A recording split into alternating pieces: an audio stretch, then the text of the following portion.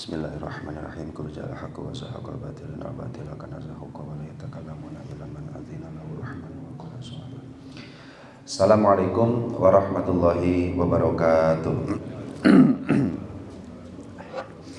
Bismillah, alhamdulillah. Alhamdulillahi rabbil alamin wa bihi nasta'inu ala umuri dunya waddin.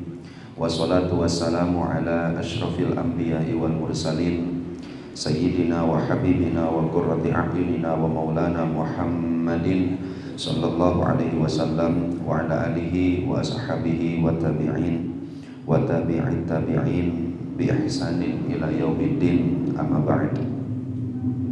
Wa qala an-nabiy sallallahu alaihi wasallam man u'tiya fasyakara wa betuliya fasabara wa zulima faghfara wa aznama fastaghfara. Al hadis wallahu a'lam bi muradi wa bi maqsidi. Wa qala fi du'a rabbi shrah li sadri wa yassir li amri wa hlul 'uqdatam bil lisani yafqahu qawli.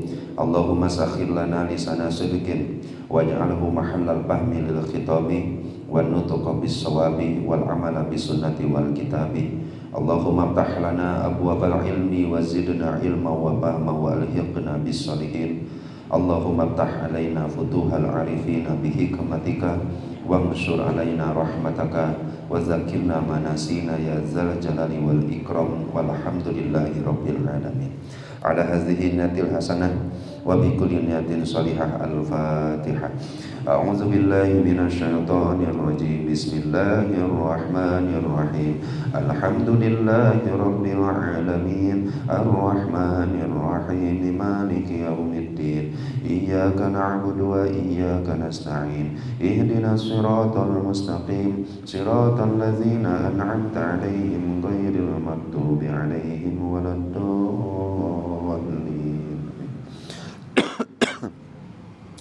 Alhamdulillah para jamaah rahimakumullah, pada kesempatan malam hari ini insyaallah kita akan bacakan kembali hikmah yang disajikan, yang dimaktubkan oleh Sayyid Ibnu Athaillah As-Sakandari rahimahullahu taala anhu, yang insyaallah pada kesempatan malam hari ini sampai kita pada hikmah yang ke-205, hikmah yang insyaallah akan mudah-mudahan memberikan manfaat pada kita, penyempurna bagi amal soleh setiap waktu kita, dan mudah-mudahan pun hikmah ini menjadi ilmu yang bermanfaat bagi kita, agar kita insyaallah mendapatkan kebahagiaan imma fid dunya wa imma fil akhirah. Amin ya Allah ya rabbal alamin. Hikmah itu berbunyi, Bismillahirrahmanirrahim. Qala mu'allifu hadzal kitab rahimahullahu taala wa nafa'ana bihi wa bi ulumihi wa a'ada alaina min barakatihi wa karamatihi fid dharaini. Amin ya Allah ya rabbal alamin. Hukukun fil awqat yumkinu qada'uha wa hukukul awqat la yumkinu qada'uha id ma min waqtin yaridu illa walillahi alaika fihi haqqun jadidun wa amrun akidun fa kaifa taqdi fihi haqqa ghairi wa anta lam taqdi haqqallahi fihi. Ini hikmah yang insyaallah lumayan panjang, tapi maknanya luar biasa, Pak. Maknanya luar biasa, kita tafakuri, insyaallah ini memecut hati kita masing-masing. Maknanya adalah hukukun bil awqat, ada hak-hak dalam waktu atau pada waktu, ibadah-ibadah pada waktu-waktu tertentu, yumkinu qada'uha, yang imkan dan mungkin untuk dikodoi. Kemudian wahukukul awqat, ada juga hak-hak yang dimiliki oleh waktu itu sendiri, la yumkinu qada'uha, yang gak mungkin, gak imkan untuk dikodoi. Ada hak pada waktu-waktu tertentu yang imkan dikodok, ada juga hak dari waktu itu sendiri, hak waktu itu memiliki hak yang gak mungkin bisa dikodoi. Kenapa gak bisa? Nah ini alasannya. Idma min waqtin yarid, karena tidak ada satupun waktu yang datang kepadamu, illa walillahi alaika, kecuali melainkan Allah memiliki hak baru atasmu pada waktu itu. Tidak mungkin waktu itu dikodok, hak itu dikodok, karena tidaklah satu waktu datang kepadamu melainkan Allah memiliki hak baru atasmu pada waktu tersebut. wa amrun akidun, dan Allah pun memiliki perintah yang harus segera kita tunaikan, perintah yang kukuh, perintah yang kuat yang harus segera ditunaikan. Maka kata Syekh Ibnu Athaillah Sakandari, fa kaifa taqdi fihi haqqa ghairihi wa anta lam taqdi haqqallahi fihi. Maka bagaimana mungkin engkau bisa menunaikan hak waktu yang lain sedangkan hak Allah pada waktu itu tidak engkau tunaikan? Bagaimana engkau bisa menunaikan hak waktu yang lain padahal hak waktu itu saja tidak engkau tunaikan? Nah, ini rada bolak-balik, tapi insya Allah mudah-mudahan kita diberi paham. Yang pertama, amal hukukul lati fil awqat. Apa sih maksudnya hukukun fil awqat? Hak-hak yang ada di dalam waktu itu. Yaitu hak-hak yang ada di dalam waktu itu adalah at-ta'atul lati ayyanallahu ta'ala laha waqtan mahdudan. Allah memerintahkan kita untuk mengerjakan suatu perintah, suatu ibadah, taat ditetapkan pada waktu-waktu tertentu. Allah hendak mewajibkan sholat 5 waktu, maka sholat 5 waktu itu kan dibagi-bagi waktunya oleh Allah, ditempatkan di satu waktu yang Allah inginkan, yang Allah inginkan, yang Allah tentukan. Nah, sehingga waktu itu tidak melahirkan ibadah, tetapi ibadah tersebut ditempatkan di waktu tersebut oleh Allah. Jadi bedanya, kalau ibadah di dalam waktu, apa bedanya dengan ibadah di dalam waktu dengan waktu itu sendiri punya ibadah? Yaitu kalau ibadah di dalam waktu adalah ibadah yang diperintahkan, yang ditempatkan di waktu-waktu tertentu. Sedangkan waktu itu adalah memiliki ibadah tersendiri, maksudnya waktu itu bisa melahirkan ibadah yang Allah perintahkan. Nah, ini ada dua ya Pak ya. Jadi waktu yang kita lewati satu, ada ibadah yang Allah tempatkan di situ yang kita diperintahkan untuk amalkan. Yang kedua, ada yang waktunya sendiri yang melahirkan kita untuk bisa ibadah. Jadi dua kesempatan kita dalam waktu itu. Nah, kata Syekh Ibnu Athaillah Sakandari, kalau taat yang Allah Subhanahu wa taala telah tentukan waktunya seperti sholat 5 waktu, bahkan wasunanil muakkadati, sunat-sunat yang muakkad, dari mulai waktu sunatnya duha kan ditentukan oleh Allah, dari jam beres terbit matahari naik 1 tumbak sampai waktu zuhur. Nah, itu waktu yang ditentukan oleh Allah untuk melaksanakan sholat duha. Atau sholat sunat tahajud, kapan waktunya? Dari mulai kita tertidur, kemudian bangun, dari bangun sampai ke masuk waktu subuh. Jadi masih boleh ya Pak? Jadi Bapak ketika orang tahriman bangun, itu masih boleh sholat tahajud? Ya boleh. Tapi bukan waktu itu yang melahirkan sholat tahajud, tapi sholat tahajudnya diperintahkan, ditempatkan di waktu itu. Bisa dipahami ya Pak ya? Allah perintahkan sholat tahajud dan ditempatkan dari mulai kita terbangun sampai waktu subuh. Nah, itu memang waktunya untuk melakukan sholat tahajud. Bahkan bukan sholat saja, wa kadzalika zakatu wa siyamu lahuma waqtun mahdudun fil am. Zakat juga sama, puasa Ramadannya juga sama, punya waktu-waktu tertentu yang memang sudah ditentukan oleh Allah Subhanahu wa taala. Nah, masalahnya adalah ketika ibadah-ibadah tadi nilainya wajib, bahkan ada juga yang sunat, kita lewatkan dari waktunya.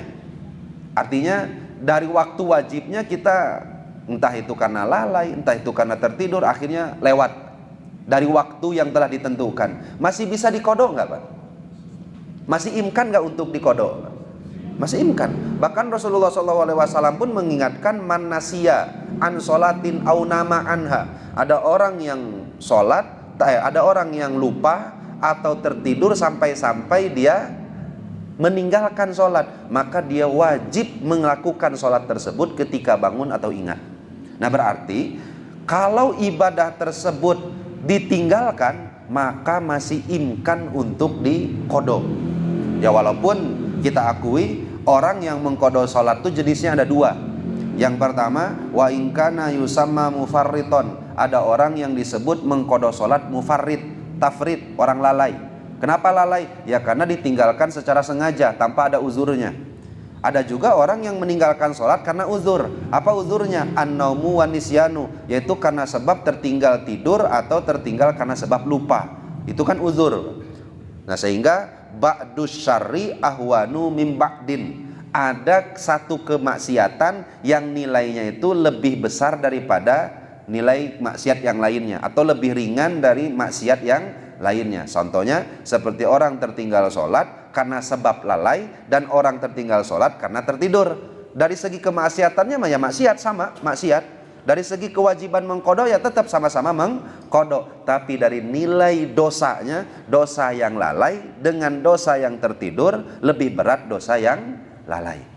Nah, ini yang dimaksud dengan hukukun fil auqat, hak-hak atau taat-taat yang ada di dalam waktu yumkinu qadauha, masih imkan untuk dikodok. Tapi yang jadi inti pembahasan bukan itu. Yang jadi inti pembahasannya adalah wa hukukul auqat la yumkinu qadauha. Hak-hak yang dimiliki waktu kalau sudah terlewat nggak mungkin bisa dikodok. Nah, emang maksudnya apa gitu hak-hak yang dimiliki oleh waktu teh?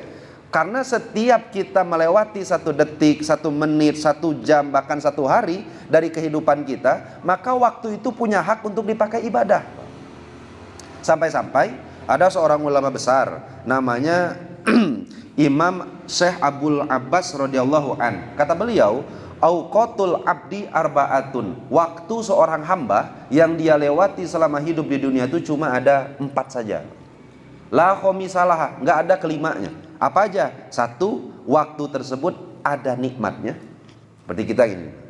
Kita pada waktu ini yang kita lewati, yang tidak lagi mengerjakan ibadah yang ditentukan oleh Allah, maka kita melewati waktu-waktu kita tuh lagi dapat nikmat, au baliyat, atau lagi dapat musibah, au ta'atun, atau lagi dalam rangka mengerjakan ketaatan, bahkan au maksiatun, dalam rangka mengerjakan kemaksiatan. Kira-kira ada nggak Pak tambahan lain Pak dari 4 ini?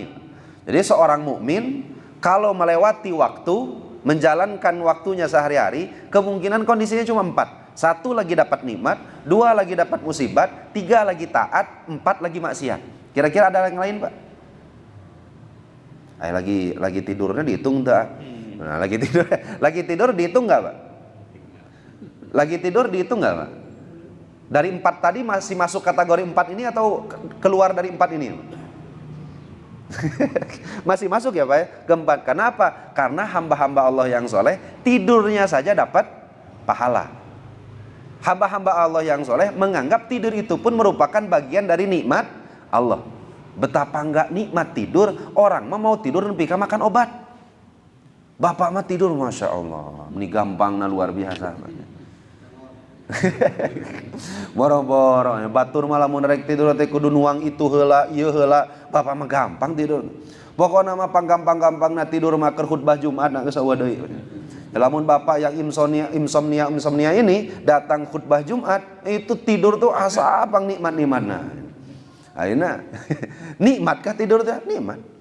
Nah, keadaan kita cuma 4 aja. Kalau nggak dapat nikmat ya dapat musibah. Kalau nggak dapat nikmat, nggak dapat musibah, tapi jarang banget. Pastinya dapat nikmat, dapat musibah. Kalau nggak itu ya lagi taat, ya lagi maksiat. Nah, ini waktu ini melahirkan ibadah yang wajib kita lakukan. Sehingga 4 kondisi ini yang dilewati setiap mukmin pada setiap waktunya mesti melahirkan ibadah-ibadah tertentu, tergantung dengan level dan makomnya masing-masing. Contoh, kalau orang lagi diberi nikmat emang kumaha gitu kalau ada orang diberi kenikmatan hakun papin ni'mati asyukru, dapat nikmat ya harus bersyukur. Kemudian wapil baliyati asobru, kalau dapat musibah ya sabar. Kalau lagi taat pun wapit taati suhudul minnah, kalau lagi taat waktu dilewati dengan ketaatan pun kita wajib melihat itu adalah anugerah dari Allah. Bahkan lagi maksiat pun itu pun melahirkan kesempatan untuk ibadah. Wabil maksiati al-lija'u wal inabatu wa tolabul afwi. Orang lagi maksiat melahirkan satu ibadah yang disebut dengan taubat. Akhirnya gak mungkin setiap waktu yang kita lewati nggak ada perintah dari Allah untuk mengisinya dengan ibadah. Tergantung kondisi kita masing-masing. Makanya sampai suatu saat Rasul itu pernah dawuh kayak gini. Ini yang bikin sahabat-sahabat tercengang. Kata Rasulullah SAW, man u'tiya, barang siapa dianugerahi oleh Allah fasyakaro, terus dia bersyukur. Ini penggunaan kalimatnya itu man u'tiya fasyakaro. Kalau Bapak ngerti bahasa Arab, kalau Allah Rasul menggunakan kalimat fa untuk menunjukkan kemudian, maka itu kemudiannya harus ittisal, harus continue tanpa ada jeda.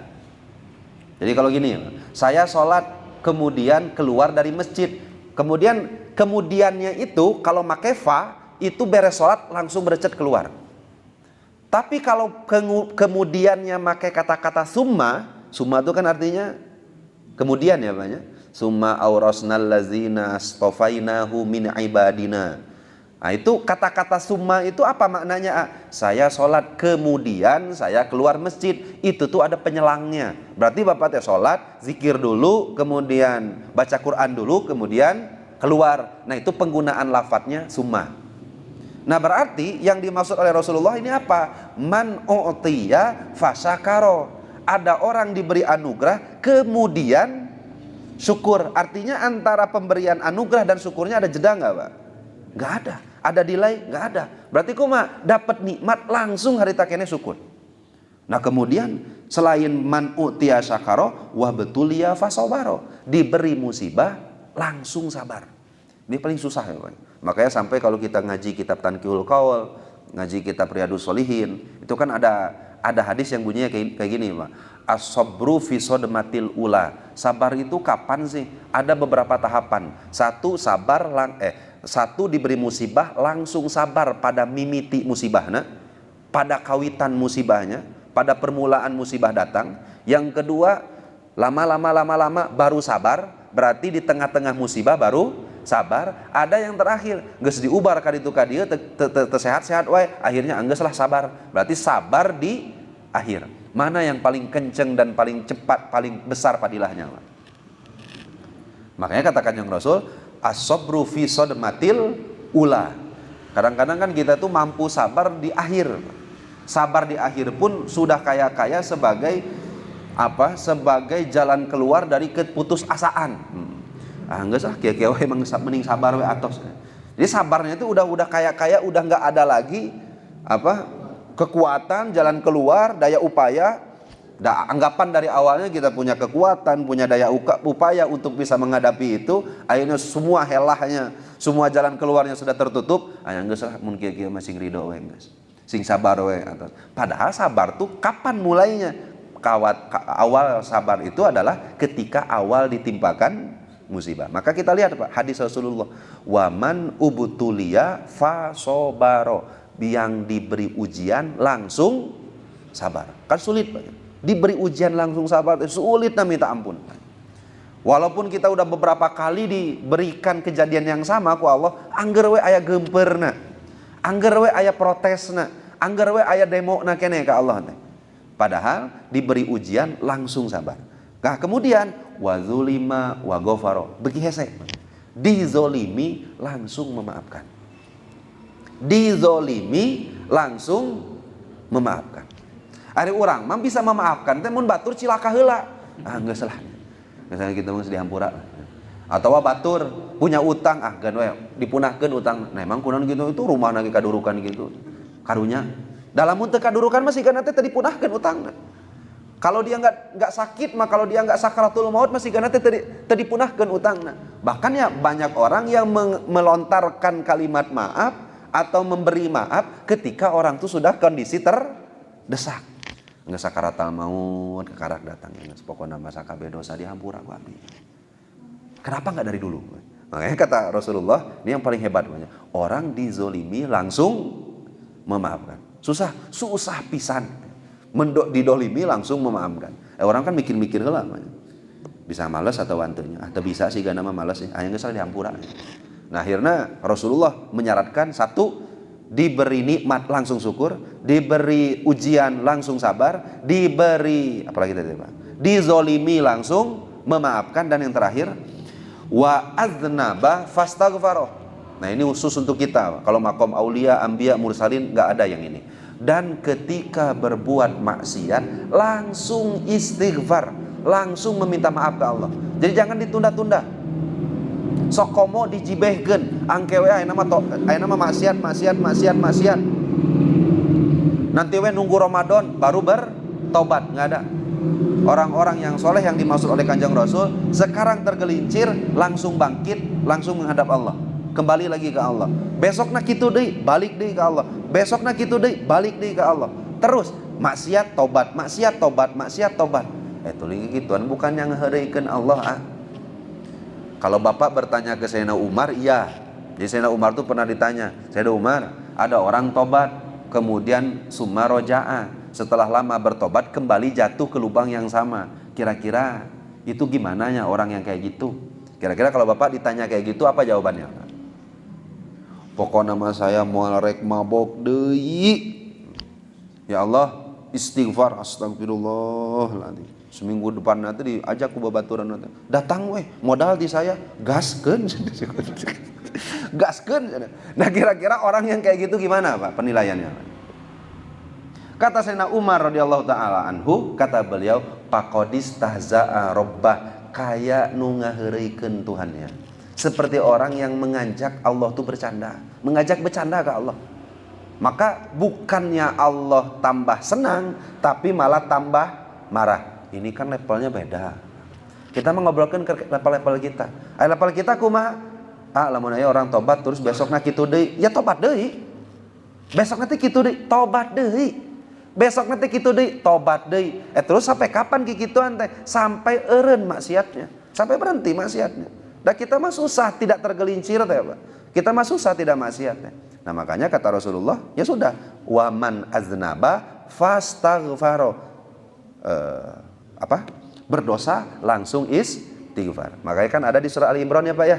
Muhsinin, orang-orang yang bakal masuk surga. Muttaqin, yaitu orang-orang yang disiapkan oleh Allah.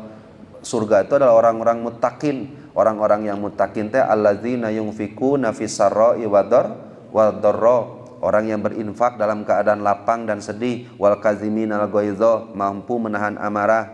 Terus yang terakhirnya wallazina idza fa'alu fahisatan aw zalamu anfusahum zakarullah fastaghfaru lidzunubihim, orang yang ketika dia maksiat, menzolimi diri sendiri, ingat Allah langsung taubat.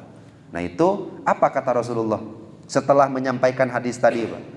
Pasakata summa sakata alaihi salam, Rasul diam, menang Kanjeng Rasul diam. Akhirnya melihat Rasul yang telah mengatakan 4 hal tadi, orang kalau sudah diberi nikmat syukur, dizolimi mengampuni, kemudian dosa langsung istighfar, diberi musibah langsung dia langsung sabar, diam, hening sejenak. Akhirnya para sahabat menjawab, faqalu malahu ya Rasul. Ya terus gimana ya Rasul? Nasib mereka ya Rasul. Maka kata Rasulullah, ulaika lahumul amnu wa hum muhtadun. Mereka yang akan diberikan kesentosaan, keamanan, kesejahteraan oleh Allah, wa hum muhtadun, dan merekalah orang-orang yang diberikan petunjuk dan hidayah oleh Allah. Maksudnya gimana? Dapat keamanan di yaumul qiyamah, dapat hidayah nanti di dunia. Di dunianya dapat petunjuk Allah, di akhirat dapat keamanan dari Allah. Nah ini 4 hal. Kira-kira bisa nggak lepas waktu kita dari 4 ini? Nggak mungkin ya Pak. Nah ini level kita. Tapi kalau kita mau lihat level orang yang di atas kita, luar biasa. Banyak sekali dari mereka yang dari setiap waktunya itu tidak terbuang dengan sia-sia. Saya bacakan sebuah ibarat, Pak. Yang mudah-mudahan ini memecut juga memecut juga semangat kita, ghiroh kita untuk bisa menyerupai mereka. Setidaknya kita mengambil satu bagian walaupun tidak sempurna. Ma la yudraku kulluhu wa la yutraku kulluhu. Dalam kaidah kan gitu, Pak. Enggak bisa semuanya, itu sebagian. Makanya itu bisa semua terus kita tinggalkan. Saya mah sigana moal bisanya kayak Sayyidina Utsman kalau salat malam hatam 1 Al-Qur'an. Ya udah enggak apa-apa ya, kita mah salat malamnya we bari baca kulhu jeung Anas. Ya udah beres. Artinya enggak bisa semuanya, jangan ditinggalkan semuanya. Nah, apa itu? Yaitu sebuah ibarat waqala mana teh? Qala ba'duhum, sebahagian ulama arifin berkata, mundu isrina sannatan ma khotoro ala qalbi syai'un siwallahi ta'ala. Hampir semenjak 20 tahun tidak ada yang terbersit di hatiku selain Allah. Kebayang?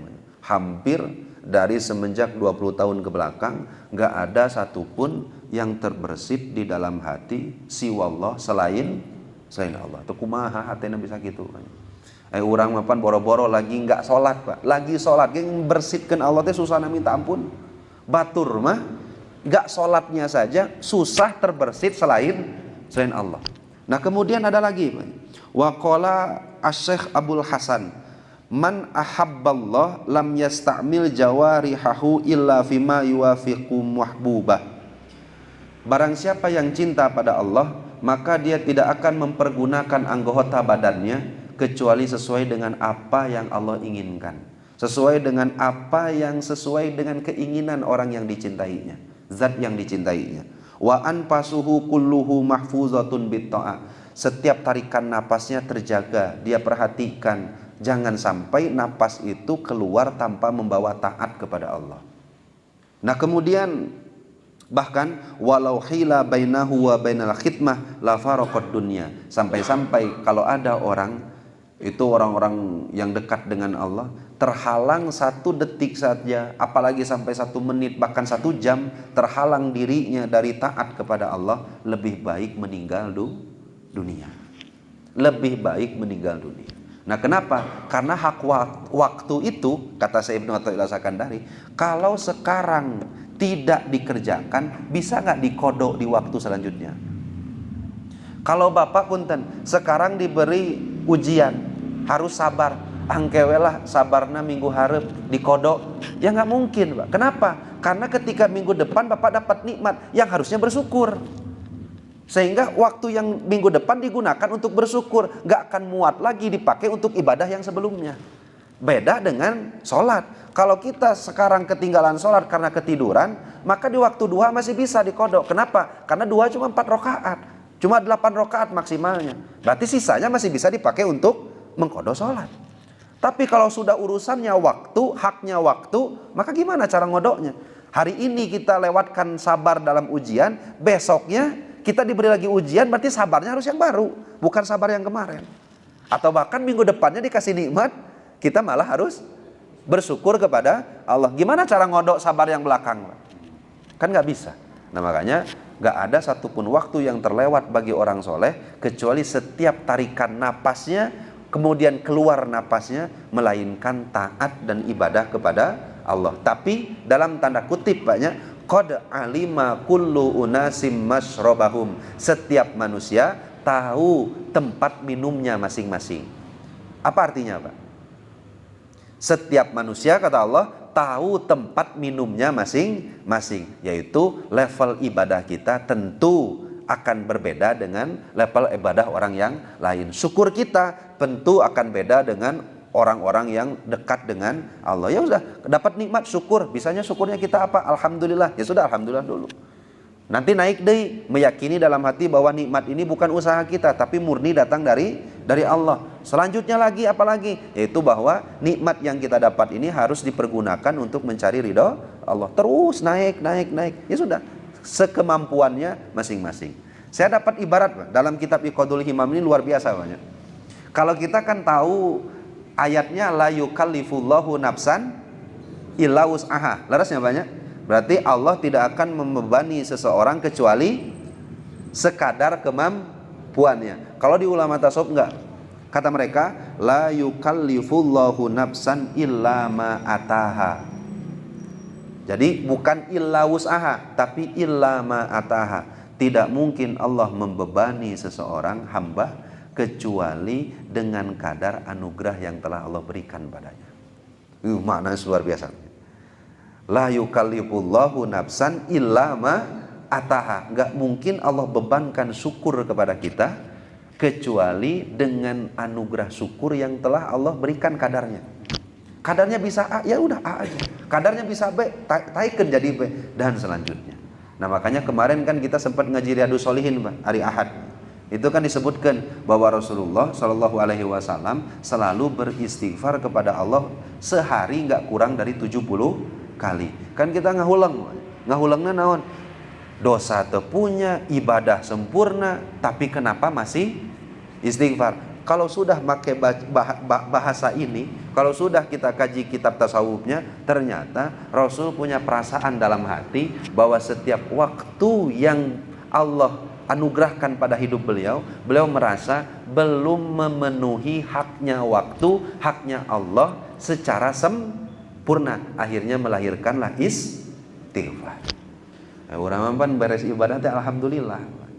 Beres ibadah teh alhamdulillah. Asa tertutup kekurangan dalam ibadah. Nah, sehingga Rasulullah SAW istighfar bukan karena dosa, bukan karena kemaksiatan, tetapi anggapan diri beliau masih kurang sempurna dalam menunaikan taat dan ibadah kepada Allah Subhanahu Wa Taala. Nah, gitu panginten Pak. Sekali lagi saya baca, mudah-mudahan bisa kita simpulkan, yaitu hak-hak di dalam waktu masih mungkin untuk diqadha, tetapi hak-hak yang dimiliki oleh waktu tersebut tidak akan mungkin bisa diqadha. Kenapa? Ma min waqtin yaridu illa, karena tidaklah satu waktu datang kepadamu illa walillahi alaika fiha antakuna, kecuali Allah memiliki hak atasmu di dalam waktu tersebut, memiliki hak yang baru, memiliki perintah yang harus segera ditunaikan. Bagaimana engkau mengerjakan hak waktu yang telah terlewat, sedangkan hak waktu yang kedua itu harus segera dilaksanakan.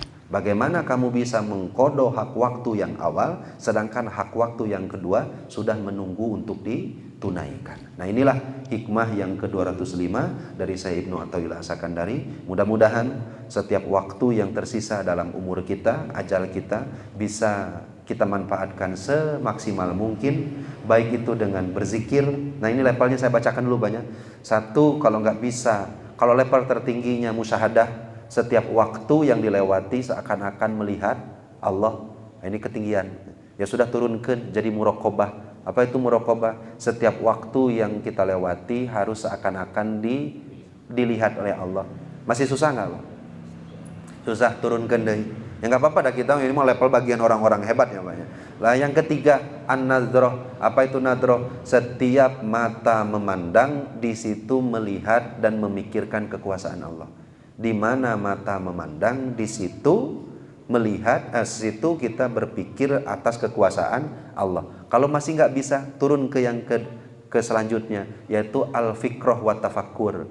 Mentafakuri setiap apa yang terjadi dalam hidup ataupun yang ada di sekitar kita. Masih kan itu bisa, maka setiap waktu jangan pernah terlewat min zikrillahi ta'ala, dari berzikir mengingat Allah Subhanahu wa ta'ala. Zikir, tafakur, nadhrah, muraqabah, musyahadah. Nanti yang tertingginya adalah ma'rifah. Segala sesuatu yang kita lihat, segala sesuatu yang terjadi dalam hidup semakin mengenalkan kita kepada Allah Subhanahu wa ta'ala.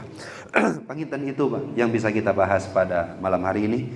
Mudah-mudahan sehingga ada manfaat, bil khusus untuk diri saya, umumnya bagi kita semua. Mangga Bapak, apabila ada tambahan atau mungkin bisa pertanyaan yang bisa kita bahas bersama-sama, mangga. Cekap Bapak-bapak sadayana, cekapnya. Cekap wallahu ta'ala wallahul muwafiq ila aqwamit thoriq wal afu minkum. Wassalamualaikum warahmatullahi wabarakatuh.